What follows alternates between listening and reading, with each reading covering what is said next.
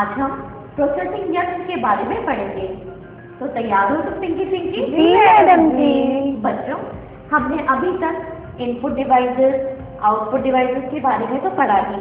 आज हम इस कैबिनेट को जानेंगे कि इस कैबिनेट में जो प्रोसेसिंग यंत्र है, मदरबोर्ड है, अरिथमेटिक लॉजिक यूनिट है, ये सब कैसे काम करते हैं और ये क्या होते हैं। देखो बच्चों, इस चित्र में पिछली कक्षाओं में हमने इनपुट डिवाइस, आउटपुट डिवाइस के बारे में तो पढ़ा ही था। आज हम इनके बीच की कड़ी अर्थात सीपीयू के बारे में जानेंगे।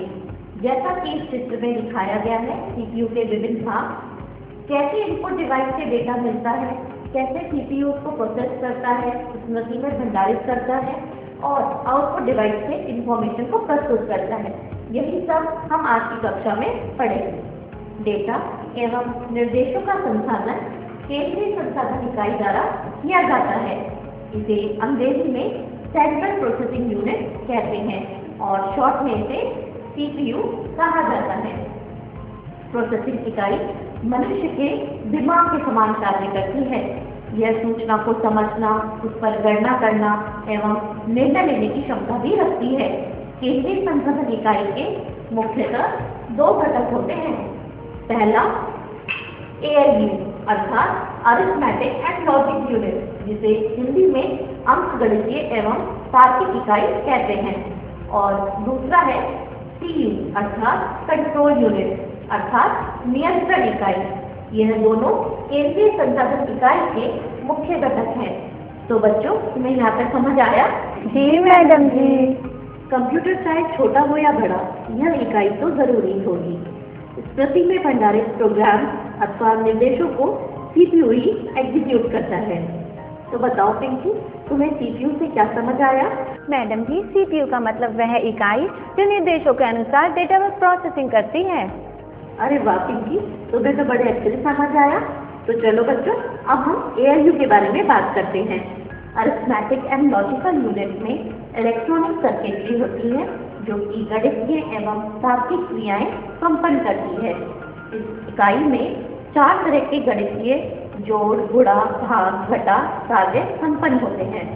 जैसा कि इस इकाई के नाम से प्रतीत होता है, यह इकाई तार्किक क्रियाएं भी कर सकती है, जैसे कि तुलनात्मक कार्य करना, 2 अंकों की तुलना करना और परिणाम निकालना। कंप्यूटर एक से ज्यादा तुलनात्मक स्थितियों की एक साथ जांच कर सकता है। यह 6 तरह के तार्किक संबंधों को जांचता है, जैसे 2 अंकों का बराबर होना, 1 अंक का बड़ा या छोटा होना, बड़ा या बराबर होना, छोटा या बड़ा होना, या 2 अंकों का बराबर ना होना। जिन चिन्हों का प्रयोग कर तार्किक जांच की जाती है वह रिलेशनल ऑपरेटर कहलाते हैं। चलो अब कंट्रोल यूनिट के बारे में बात करते हैं। कंप्यूटर की सभी क्रियाओं को नियंत्रित करने का काम कंट्रोल यूनिट का है। कंप्यूटर का दिल समझे जाने वाली इस इकाई का काम है कि वह सारी इकाइयों को निर्देशित करे एवं उन्हें नियंत्रित करे, जिससे कि उनमें सामंजस्य बैठा रहे। एएलयू, स्मृति, इनपुट आउटपुट डिवाइस एवं कंप्यूटर के सभी भागों में तालमेल बिठाने का कार्य कंट्रोल यूनिट ही करती है। यह इकाई डेटा स्थानांतरण को नियंत्रित भी करती है। मैडम जी, यह डेटा स्थानांतरण का क्या अर्थ होता है? पिंकी, जब उपयोगकर्ता डेटा देता है तो डेटा स्मृति में जाता है।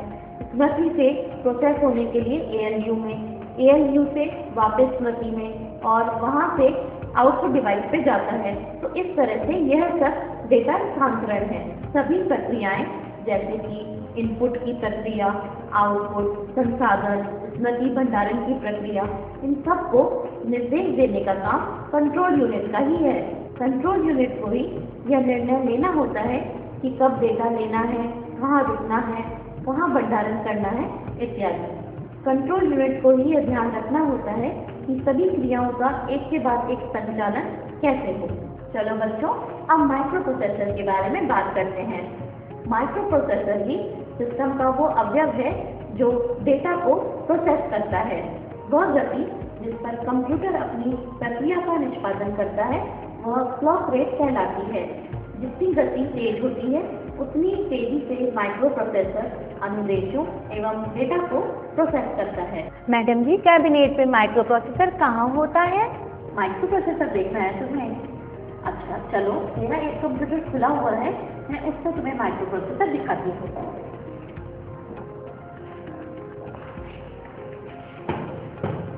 देखो बच्चों, ये है कंप्यूटर का कैबिनेट, ये है कंप्यूटर का मदरबोर्ड और यह इस पे लगा हुआ है कंप्यूटर का दिमाग अर्थात माइक्रो प्रोसेसर। चलो मैं तुम्हें इसे खोल के दिखाती हूँ। देखो मैडम जी, इतना छोटा दिमाग और इतने सारे कार्य करता है। हाँ चिंकी, सिस्टम यूनिट में लगा यह बड़ा बोर्ड मदरबोर्ड कहलाता है। इस पे कई नन्हे अवयव और इलेक्ट्रॉनिक सर्किट होते हैं। मदरबोर्ड सिस्टम यूनिट का महत्वपूर्ण अंग है और कंप्यूटर के जीवाधार अवयवों का आश्रय स्थल है। माइक्रो प्रोसेसर मदरबोर्ड का महत्वपूर्ण अवयव है क्योंकि सारी गणितीय एवं तार्किक क्रियाएं इसी पर होती हैं। तो बच्चों, अब तक तो तुम्हें समझ आ गया होगा कि कंप्यूटर कैसे कार्य करता है। तो चलो अब मुझे बताओ पिंकी चिंकी, कंप्यूटर की कार्यप्रणाली को। हाँ मैडम जी, हम दोनों को बहुत अच्छा समझ में आया है। तो चलो पिंकी तुम समझाओ। मैडम जी, हम कंप्यूटर की कार्यप्रणाली को इस तरह समझ सकते हैं कि जब डेटा इनपुट डिवाइस से प्राप्त होता है तब यह जो आपने माइक्रो प्रोसेसर दिखाया, इसमें डेटा पर तार्किक एवं गणितीय संक्रियाएं होती हैं और फिर परिणाम प्राप्त होता है। मैडम जी, कंट्रोल यूनिट इन सब कार्यों को नियंत्रित करती है और परिणामों को आउटपुट डिवाइस तक पहुंचाती है जिससे कि उपयोगकर्ता इन सबको देख सके। इसी को कंप्यूटर की कार्यप्रणाली कहते हैं ना मैडम जी। अरे वाह पिंकी चिंकी, तुमने तो बहुत अच्छा जवाब दिया। तो चलो अब हम कंप्यूटर की स्मृति के बारे में बात करते हैं कि कंप्यूटर कहाँ, कैसे और कितना डेटा भंडारित करता है। कंप्यूटर स्टोरेज उस डेटा को सूचित करता है जो कि इलेक्ट्रोमैग्नेटिक रूप में प्रोसेसर द्वारा उपयोग करने के लिए एकत्रित किया गया है। आंकड़ों, सूचनाओं, अनुदेशों, ध्वनि, चित्र, चलचित्र आदि को कंप्यूटर की स्मृति में लंबे समय तक भंडारित किया जा सकता है। डेटा स्टोरेज डिवाइसेस की मदद से इन्हें कंप्यूटर में भंडारित भी किया जा सकता है और एक कंप्यूटर से दूसरे कंप्यूटर में भेजा जा सकता है। मैडम जी, कंप्यूटर एक बार में कितना डेटा स्टोर कर सकता है? बच्चों, कंप्यूटर या जिस स्टोरेज यंत्र का उपयोग कर हम डेटा को संचय कर रहे हैं उसमें कितना डेटा स्टोर कर सकते हैं, इसे उस यंत्र की डेटा स्टोरेज कैपेसिटी अर्थात भंडारण क्षमता कहते हैं। इसे बाइट में मापा जाता है। कंप्यूटर संख्या, अक्षर या दूसरे चिन्हों को बाइनरी सिस्टम से प्रस्तुत करता है। बाइनरी सिस्टम में केवल दो ही अंक होते हैं, 0 और 1। 0 और 1 इन्हें बिट्स कहते हैं। भंडारण क्षमता की सबसे छोटी इकाई बिट्स होती है। 8 बिट बराबर 1 बाइट होती है। चलो मैं तुम्हें बोर्ड पे विस्तार से समझाती हूँ। देखो बच्चों, बिट को हम स्मॉल b से दर्शाते हैं और बाइट को बड़े B से दर्शाते हैं। 8 बिट के बराबर होता है हमारा 1 बाइट। 1024 बाइट के बराबर होता है 1 किलोबाइट और 1024 किलोबाइट के बराबर होता है 1 MB। 1 MB मतलब 1 मेगाबाइट। 1024 मेगाबाइट के बराबर होता है 1 गीगाबाइट और सबसे बड़ी इकाई है TB अर्थात टेराबाइट। 1024 गीगाबाइट के बराबर होता है 1 टेराबाइट। तो समझ आया तुम्हें? जी मैडम जी। तो चिंकी, स्मृति को हम मेगाबाइट, गीगाबाइट आदि में मापते हैं। बच्चों, अलग अलग स्मृतियों की अलग अलग भंडारण क्षमता होती है।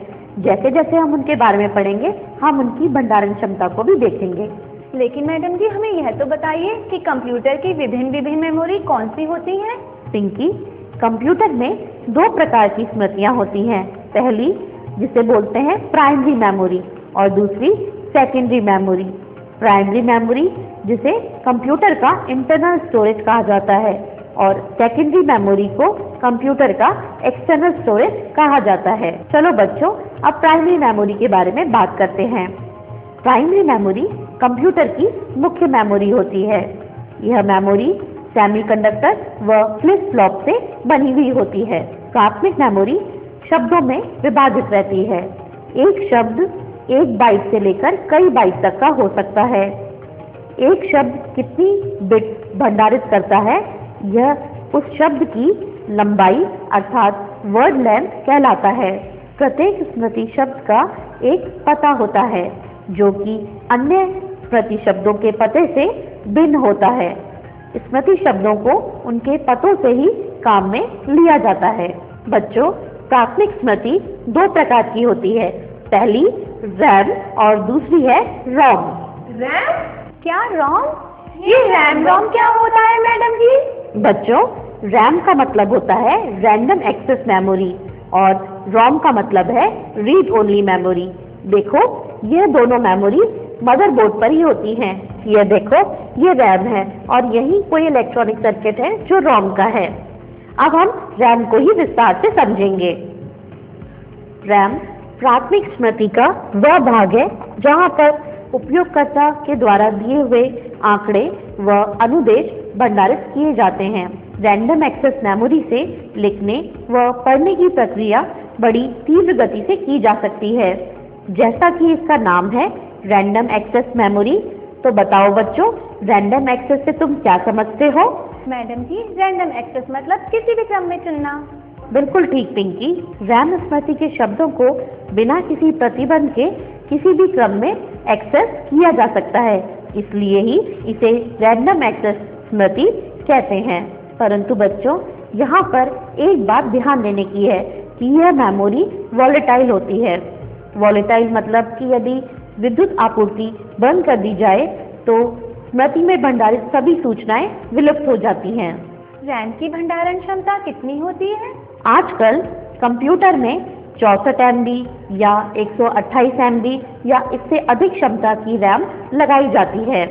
तो बच्चों, आपको रैम के बारे में दो मुख्य बात याद रखनी है कि एक तो यह वॉलेटाइल मेमोरी होती है और दूसरी कि इसमें किसी भी क्रम में एक्सेस किया जा सकता है। आया समझ? जी। तो चलो अब हम रोम के बारे में बात करते हैं।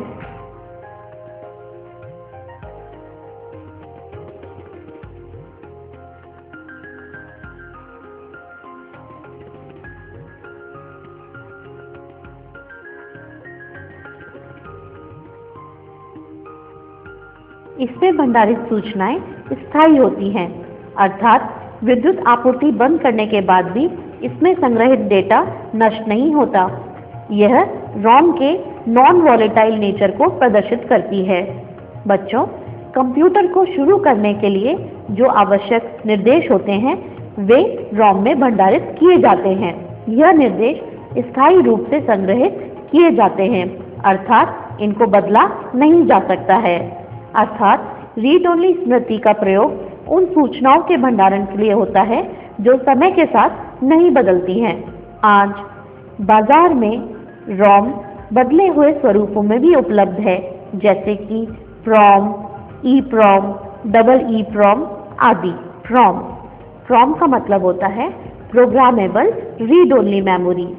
कुछ रोम्स को एक बार वापस से प्रोग्राम किया जा सकता है, इसलिए इन्हें प्रोग्रामेबल रीड ओनली मेमोरी कहा जाता है।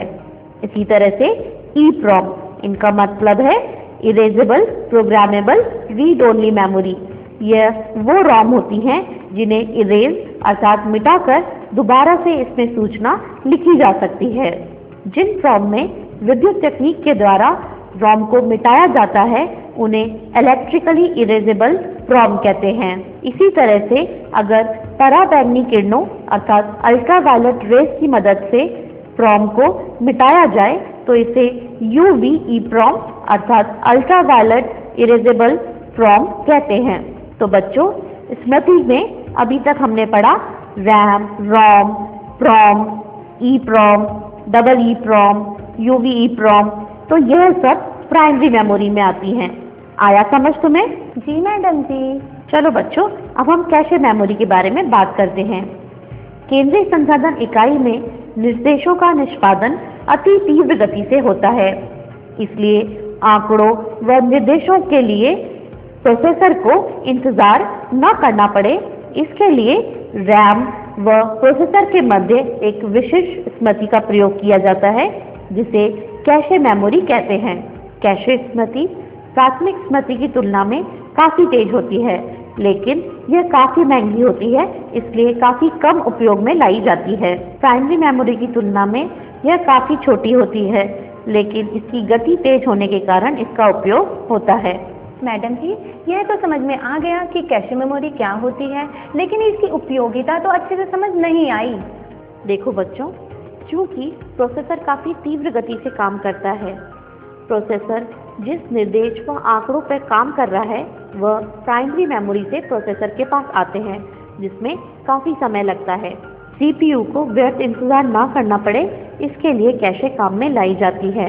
क्योंकि कैशे काफ़ी तेज होती है, इसलिए प्रोसेसर और कैशे की अच्छी तालमेल बैठती है।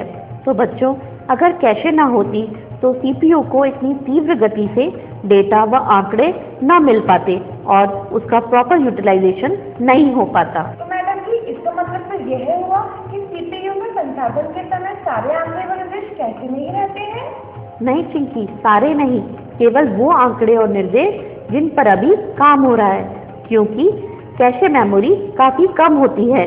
बच्चों, केंद्रीय संसाधन इकाई का जो चित्र मैंने तुम्हें दिखाया था, उसमें तुम्हें मैंने रजिस्टर भी दिखाए थे। जी मैडम जी।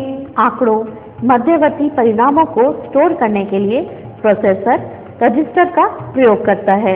इन रजिस्टर्स में कैशे से भी ज़्यादा तीव्र गति से लिखने व पढ़ने का काम किया जा सकता है। अलग अलग उद्देश्यों के लिए अलग अलग रजिस्टर्स होते हैं, जैसे MAR अर्थात memory address register, MBR memory buffer register, instruction register, program counter आदि।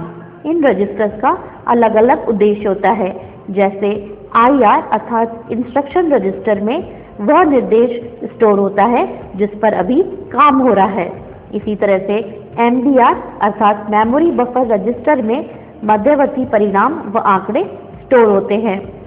MAR में स्मृति का वह पता स्टोर होता है जहां से आंकड़े लेने व देने हैं। तो बच्चों, आया समझ कि रजिस्टर्स क्या होते हैं? हाँ मैडम जी। तो चलो बताओ कि रजिस्टर, कैशे, रैम, इन सब में सबसे ज़्यादा भंडारण क्षमता किसकी होती है? मैडम जी, रैम की, क्योंकि कैशे तो बहुत कम होती है और रजिस्टर में तो केवल संसाधन के समय के आंकड़े व निर्देश ही होते हैं। हाँ, बिल्कुल सही बोला चिंकी। रैम की तुलना में कैशे मेमोरी काफ़ी छोटी होती है और कैशे से भी ज़्यादा छोटी होती है रजिस्टर। रजिस्टर की भंडारण क्षमता सबसे कम होती है, लेकिन इसके ठीक विपरीत होती है इनकी डेटा लेने की गति।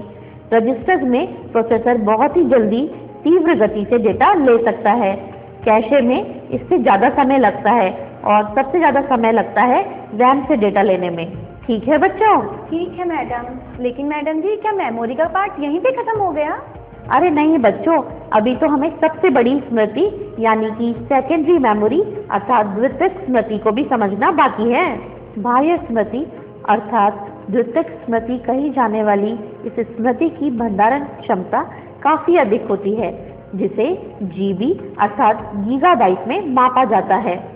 क्योंकि रैम की भंडारण क्षमता कम होने व इसके महंगे होने के कारण इसमें बहुत ज़्यादा डेटा स्टोर नहीं कर सकते हैं। साथ ही साथ जैसा कि तुम्हें पता है, रैम वॉलेटाइल होती है, अर्थात विद्युत आपूर्ति बंद करते ही सारा डेटा विलुप्त हो जाता है। इसलिए सेकेंडरी मेमोरी का उपयोग बहुत ज़्यादा होता है, क्योंकि इसकी भंडारण क्षमता काफ़ी अधिक होती है और यह नॉन वॉलेटाइल अर्थात विद्युत आपूर्ति बंद करने के बाद भी इसमें डेटा सुरक्षित रहता है। ये तो बहुत उपयोगी है मैडम जी। हाँ चिंकी, और इसे सहायक स्मृति भी कहा जाता है। यह स्मृति स्थायी एवं अत्यधिक भंडारण क्षमता वाली होती है। बाजार में अनेकों तरह की सहायक स्मृतियाँ उपलब्ध हैं और यह काफ़ी सस्ती होती हैं। तो बच्चों, अब हम अगली कक्षा में द्वितीयक स्मृति के बारे में पढ़ेंगे। ठीक है मैडम जी।